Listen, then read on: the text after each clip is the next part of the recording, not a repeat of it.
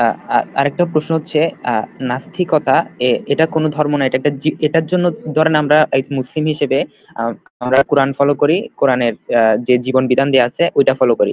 এখন নাস্তিকদের ক্ষেত্রে ওরা কোন জীবন বিধান ফলো করে? যেমন ওদের তো কোন নির্দিষ্ট বই ভাই নাই যে নাস্তিকরা এটার ভিতর থেকে নাস্তিকরা কেন জীবন বিধান ফলো করতে যাবে ভাই?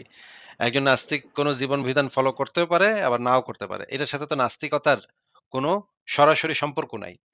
যদি আপনি আমাকে জিজ্ঞেস করেন তাহলে আমি কি ফলো করি? আমি প্রত্যেকটা জিনিস যুক্তি, তথ্য, প্রমাণ দিয়ে যাচাই করে দেখি। যাচাই করে দেখে সেইটার সম্পর্কে একটা সিদ্ধান্ত নেই। আমার কোন জীবন বেদান নাই যে এটা দেইখা আমি বলব, "ও ভাই আজকে আমি আ টয়লেট করতে গেছি পানি ছিল না ভাই। এখন কেমনে কি করব ভাই? এখন দেখি তো গ্রন্থে কি লেখা আছে, আমার জীবন বেদনে কি লেখা আছে দেখি তো ভাই। ওই গ্রন্থটা লয়ে আয়। তো টয়লেটের গ্রন্থটা লয়ে আয়, এটার ভিতরে কি লেখা আছে দেখি এত নম্বর পৃষ্ঠাতে কি লেখা? ও তাইলে বালি দিয়া করণ লাগবো, ঢিলা কুলুপ ধরন লাগবো। না ভাই আমি এই ধরনের কোন গ্রন্থ বা বই ওই মানে টয়লেটে গিয়া ওই গ্রন্থ আনতে কই না যে ওই গ্রন্থ লয়ে আয়, ওটার ভিতরে কি জীবন বেদনে কি বলা আছে আমি দেইখা তারপর করব। যদি আমি দেখি একটা টয়লেট করতে গেছি, পানি চলে গেছে। তখন আমি টিস্যু পেপার ব্যবহার করি বা হাতের কাছে যা পাওয়া যায় সেটা দিয়ে আমার বুদ্ধি, জ্ঞান বুদ্ধি ব্যবহার করে, যুক্তি ব্যবহার করে আমি দেখি যে কোনটা সবচাইতে ভালো পদ্ধতি, সেই পদ্ধতিটা ব্যবহার করে আমি সিদ্ধান্ত নেই। এটা হচ্ছে আমার যুক্তি প্রমাণ ব্যবহার করে। যদি আমি আমার যুক্তি প্রমাণ ব্যবহার করতে না পারি কোন ক্ষেত্রে তাহলে আমি আরেকটু পড়ালেখার চেষ্টা করি, আরেকটু চিন্তা করার চেষ্টা করি যে এটার সমাধানটা কি হইতে পারে। এইটাই হওয়া উচিত প্রত্যেক মানুষের একটা যৌক্তিক অবস্থান। আর যদি আমি একটা জীবন বেদনে কি লেখা আছে ওইটা পইড়া যদি আমার ওইটা করতে হইতো, যে ভাই আমি আমি আমার বউর এখন কি আ মানে চুমা দিতে পারবো নাকি চুমা দিতে পারবো না দেখি তো জীবন বেদনে কি লেখা আছে। শুক্রবার রাইতে বউরে চুমা দেওয়ান যাবে নাকি দেখি তো। দেখি যে ভাই জীবন বেদন গ্রন্থে কি লেখা আছে। এখন ওইখানে গিয়ে দেখলাম যে না শুক্রবার দিন দেওয়ান যাবে না। শুক্রবার দিন তুমি তোমার মনে করেন ওই জীবন বিধানে লেখা আছে শুক্রবার দিন তুমি তোমার বউরে চুমা দিও না। তুমি তোমার দাসীরে চুমা দাও। তো ভাই আমি তো ওই জীবন বিধানের তো আমার দরকার নাই ভাই। ওইখানে কি কোন বল দেয়, কত বছর আগে কি লিখে গেছে এগুলো তো আমার দেখার দরকার নাই। আমি দেখব শুক্রবার দিন যদি সেও রাজি থাকে আমিও রাজি থাকি তাহলে আমরা চুমাচুমি করতে পারি। অসুবিধা কি? কোন সমস্যা নেই। এখানে কারো কোন ক্ষতি হচ্ছে না। যুক্তি দিয়ে আমি যাচাই করে দেখতে পারি এই জিনিসটা। তাহলে আমার কাছে যদি যুক্তি থাকে তাহলে তো আমার আর ওই জীবন বেদনের দরকার নাই। যদি আমার কাছে যুক্তি এবং এনালাইসিস করার, যাচাই করার পদ্ধতি থাকে তাহলে তো আমার কোন জীবন বেদনের দরকার নাই।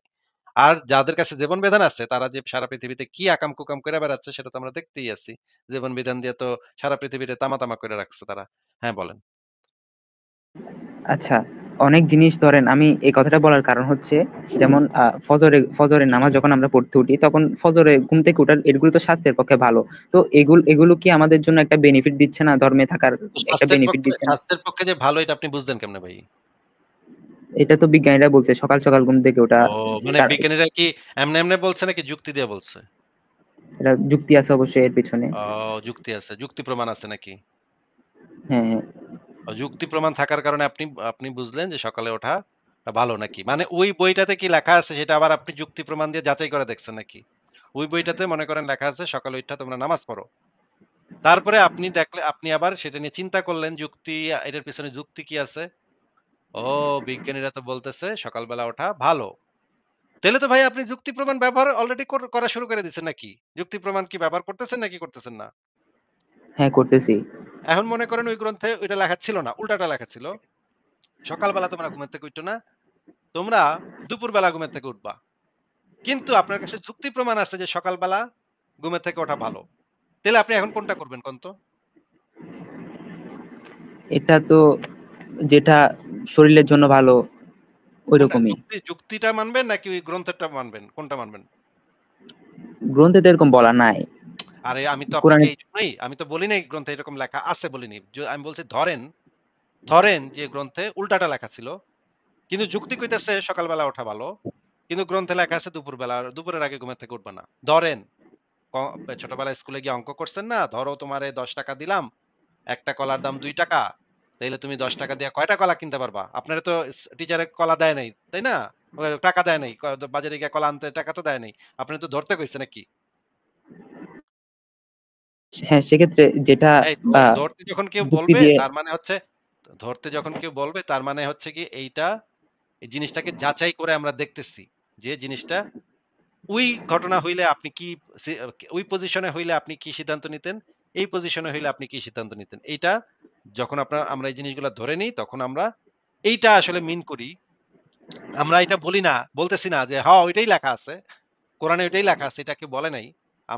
আমি বলেছি যে, ধরেন যদি এটা লেখা থাকতো, দুপুরের আগে ঘুমের থেকে উঠবা না, সন্ধ্যার আগে ঘুমের থেকে উঠবা না। এটা লেখা আছে গ্রন্থে। কিন্তু যুক্তি বলতেছে সকালবেলা ঘুমের থেকে ওঠা ভালো। তাইলে তো আপনি নিশ্চয়ই যুক্তিটাকেই মানতেন, তাই না? আর তখন তো বলতেন গ্রন্থের ভিতরে ভুল লেখা আছে, ওইটা আমি মানি না।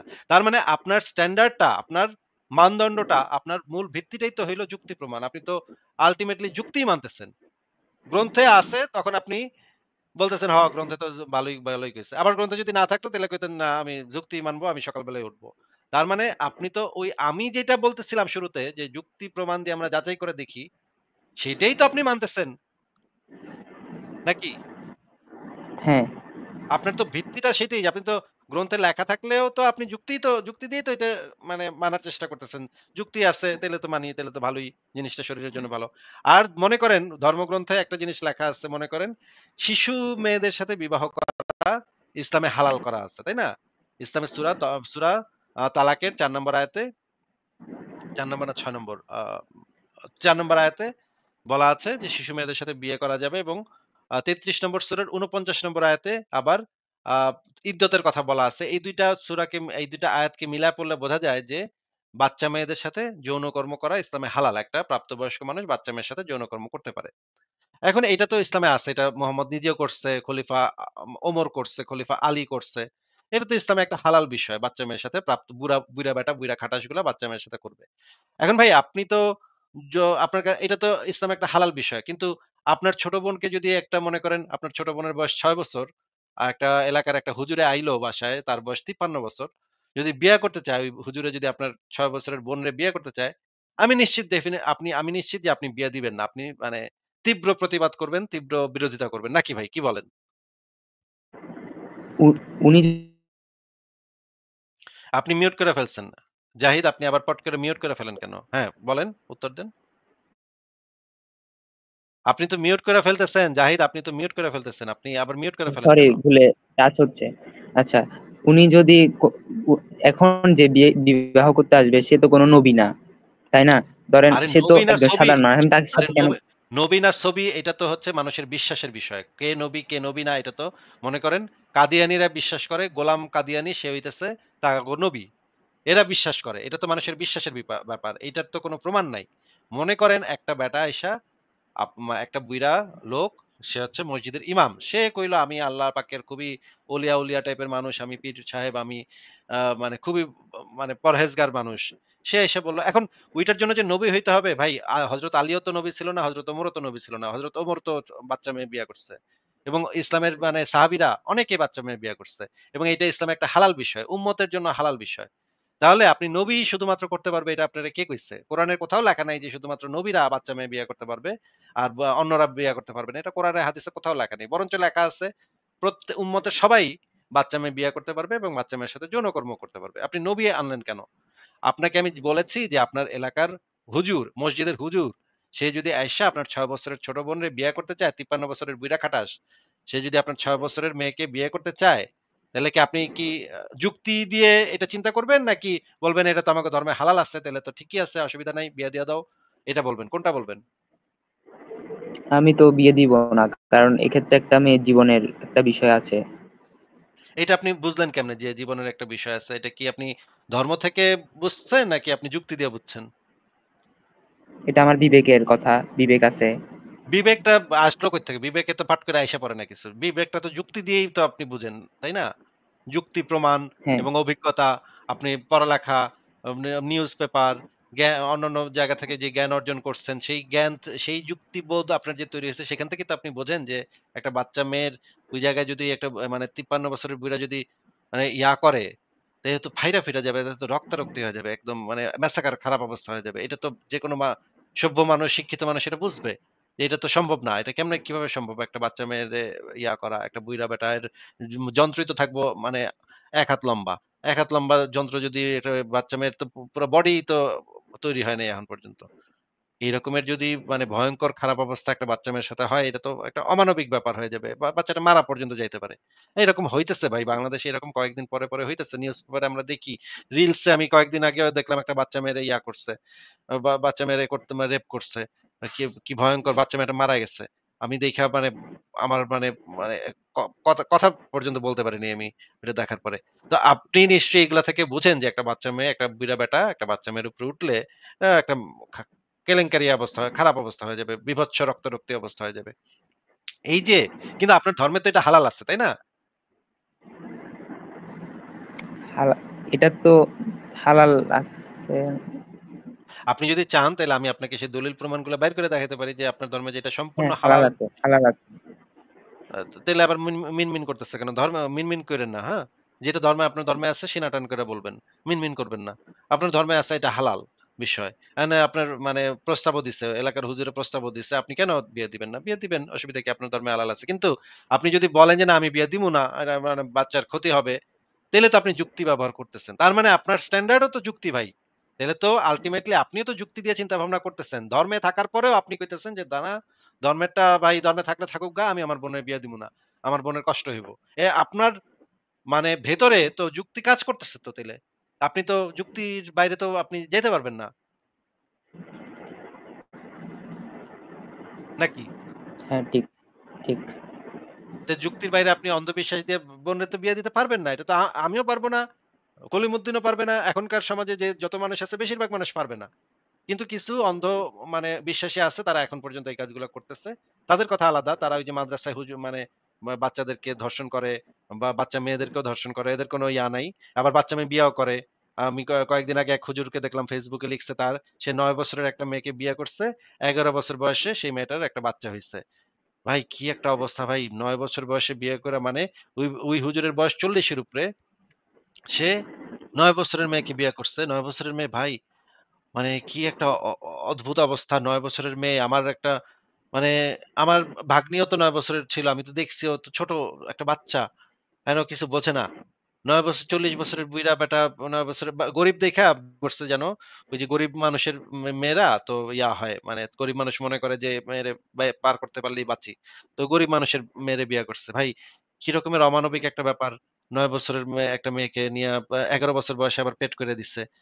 কি জঘন্য একটা ব্যাপার। ১১ বছরের একটা বাচ্চা মেয়ে পেট নিয়ে হাঁটতেছে। এটা তো কল্পনা করতেই তো মানে বুকটা ভেঙে যায়। হ্যাঁ? মানে খুবই খারাপ লাগে যে এই রকমের এদের জন্য আমরা কিছু করতে পারতেছি না। এদেরকে আমরা রক্ষা করতে পারতেছি না। আমাদের রাষ্ট্র এদেরকে রক্ষা করতেছে না। ইউরোপে হইলে এই হারামজাদারে বাইরা এটার পাছাটা লাল করে দিত। কিন্তু বাংলাদেশ বইলা পাকিস্তান, আফগানিস্তান এই সমস্ত দেশে এরা এগুলা করতে পারতেছে। বাচ্চা মানুষের সাথে এগুলো করতে পারতেছে। হাড্ডি-গুড্ডি ভেঙে ফেলে ভাই। হাড্ডি-গুড্ডি মানে ওই রাতে হাড্ডি-গুড্ডি ভেঙে পর্যন্ত যায়। আমার বন্ধু ছিল ডাক্তার। সে ময়মনসিংহ মেডিকেলে ছিল। সে এগুলা রেগুলার আমারে বলত যে, "বাচ্চা মেয়ের সাথে বিয়ে দিছে দোস্ত রাত্রে বেলা। শুক্রবার দিন বিশেষ করে শুক্রবার দিন রাত্রে বেলা অনেকগুলা মেয়ে আসে। কয়েকটা মেয়ে আসে। প্রত্যেক শুক্রবারই ২-৩ টা করে মেয়ে আসে, বাচ্চা মেয়ে। একেবারে মানে জামাইটা একেবারে হাড্ডি-গুড্ডি ভেঙে দিছে। হ্যাঁ? ভেতরে একেবারে রক্তারক্তি করে ফেলাইছে। হ্যাঁ? ইন্টারনাল ব্লিডিং হইতেই আছে। এটা আর বন্ধ করা যাচ্ছে না।" এই আমার বন্ধু রেগুলার এটা বলত ময়মনসিংহ মেডিকেলে যখন ছিল। এগুলা শুনলে ভাই মানে কিরকমের একটা ইয়া লাগে যে একটা মেয়ের যদি ওই জায়গাটাতে মানে রক্ত বাইর হইতে থাকে, এটা কিভাবে আমরা রক্ষা করব এই সমস্ত মেয়েদেরকে? এই তো ধর্মের ভিতরে এই বিধানগুলা দিয়া তো এই মানে মানে মুসিবত একটা কি একটা মুসিবত কইরা গেছে। এখন বাচ্চা মেয়েদেরকে এইটার কাফারাটা দিতে হচ্ছে। উফ! আচ্ছা, ঠিক আছে আমার যাই আপনি আরেকটা কি আর প্রশ্ন। কিছু বলবেন? হ্যাঁ, বলেন। হ্যাঁ, আরেকটা প্রশ্ন আছে। এটা নিয়ে আমি একটু বিস্তারিত আলোচনা করতে চাই। এটা হচ্ছে এই যে কিছুক্ষণ আগে একজন বলল তাবিজ নিয়ে। এটা নিয়ে একটু আলোচনা করতে চাই। এটা নিয়ে আমি তেমন কোনো আলোচনা করতে চাই না ভাই। আপনি যদি পারেন আমার একটা তাবিজ করে দেখান। হাতে নাতে প্রমাণ দেন। যান। এ না, এর কারণ হচ্ছে আমি যে পরিবারে আছি আমার নানাও একজন মানে তাবিজ লেখে। আচ্ছা, যে আপনার এইজন্য নানারে বলেন আসিফ মহিউদ্দিনের তাবিজ দিয়ে একটা কিছু করতে। না, কিন্তু আমার নানা যে তাবিজ দেয় বাচ্চা হয়ে যায় অনেক জনের। এটা কেমনে সম্ভব তাইলে? এটা তো ভাই কেমনে সম্ভব এটা তো আমি বলতে পারব না। ওই যে তাবিজ নিতে আসে সে কি আপনার নানার এটা তো ভাই বলতে গেলে খারাপ শোনাবে। কিন্তু আমি যেটা জানি যে হুজুর সায়দাবাদীর সায়দাবাদীর ডিম পড়া দিত। আমাদের এলাকায় ছিল। আমি তখন যাত্রাবাড়িতে থাকতাম। সায়দাবাদী হুজুর ছিল, হ্যাঁ? ডিম পড়া দিত মেয়েদেরকে। মেয়েদেরকে ডিম পড়া দিলে নাকি বাচ্চা হয়ে যেত। এবং বাচ্চাগুলার চেহারা একদম হুজুর সায়দাবাদীর মতো হইতো, হ্যাঁ? একদম হুবহু হুজুর সায়দাবাদীর মতো চেহারার বাচ্চা হইতো ওই মহিলাদের। অ্যান্ড এইটা নিয়ে তো পরে পুলিশ মামলা-টামলা হইছে। মামলা-টামলা হওয়ার পরে ডিএনএ টেস্ট করছে। ডিএনএ টেস্ট করে দেখা গেল ওই সবগুলা বাচ্চার ডিএনএ এর সাথে সায়দাবাদীর ডিএনএ মিল পাওয়া গেছে। তখন দেখা গেল কি হইছে? কাহিনী কি? কাহিনী হইলো ওই যে ডিম পড়া দেয়, ডিমের ভিতরে ঘুমের ওষুধ ঢুকানো থাকে। ঘুমের ওষুধ খাওয়াইয়া মেয়েদেরকে ঘুম পাড়ায়, হ্যাঁ? যখন ডিম নিতে যায় তখন ঘুম পাড়ায়। ঘুম পাড়াইয়া তারপরে ওই মেয়েদের সাথে রেপ করে ওই হুজুর সায়দাবাদী। রেপ কইরা তারপরে ওইখান থেকে বাচ্চা হয়, হ্যাঁ? ওইখান থেকে সবার তো আর বাচ্চা হয় না। যেই সমস্ত মানে স্বামীর কোন একটা সমস্যা আছে, স্ত্রীর সমস্যা নাই। তখন দেখা যায় যে ওই ওই মহিলা যদি হুজুর সায়দাবাদীর কাছে যায়, তখন সায়দাবাদী তাকে একটা বাচ্চা দিয়ে দেয়। বাচ্চা হইলো কেমনে? বলে যে ডিম পড়া খাইছে এজন্য বাচ্চা হইছে। আসলে তো ডিম পড়ার কারণে বাচ্চা হয় নাই ভাই। ওই জায়গায় যদি জিনিস না ঢুকে তাইলে তো বাচ্চা হবে না। ডিম দিয়া, তাবিজ দিয়া, ফু দিয়া, কাগজে লিখা এটাতে বাচ্চা হয় না ভাই। এটা তো সম্ভব না। কিভাবে সম্ভব? আপনি আমাকে দেখান যে যদি আপনার স্পার্ম যদি ওই জায়গায় ডিম্বাণুকে নিষিক্ত না করে, তাইলে তো কোনো বাপের বেটা তাবিজ, বাপের বেটা ভাই তাইলে তো সারা পৃথিবীর বিজ্ঞানীরা ওই সমস্ত বৈজ্ঞানিক গবেষণা ছাইড়া দিয়া ওই তাবিজ-তুবিজ ব্যবসা শুরু করত, তাই না? নাসা তো এখন তাবিজ দিয়া মানে প্লেন উড়াইতো, তাবিজ দিয়া ইয়া করতো, বাচ্চা পয়দা করতো। টেস্ট টিউব বেবি-টেবি এত যে গবেষণা করতেছে ওরা টেস্ট টিউব বেবি, তারপরে কিভাবে একটা বাচ্চা ইনকিউবেটরে থাকে, সেগুলো এত বড় গবেষণা করতেছে, এত বিলিয়ন টাকা খরচ করতেছে। ওইগুলো তো ভাই তাবিজ দিয়ে করতো। তাবিজ দিয়ে রকেট উড়াইতো। ইলন মাস্ক আজকে তাবিজ দিয়া মানে টেসলা গাড়ি চালাইতো। তাবিজ দিয়া মানে মানে রকেট চালাইতো। ভাই তাবিজে যদি কাম হইতো তাহলে তো কত কিছু হইতে পারতো ভাই। কিন্তু তাবিজে তো ওই যে বাংলাদেশের ওই চুনাহাগা কত অশিক্ষিত মূর্খ লোকের কাছেই তাবিজ কাম করে। কিন্তু কোন শিক্ষিত সভ্য সমাজে তাবিজ কাম করে না ভাই। এই সমস্ত ফালতু জিনিস নিয়ে আমি আলোচনা করতে চাই না। এগুলো এত ফালতু জিনিস, এগুলো নিয়ে আলোচনা করা আমার জন্য সময় নষ্ট। ঠিক আছে জাহিদ, আপনার কি আর কিছু বলার আছে? আচ্ছা, না আর কিছু বলার নেই। ধন্যবাদ। ঠিক আছে। আপনার নানারে বইলেন আমারে তাবিজ করতে। ঠিক আছে? ঠিক আছে।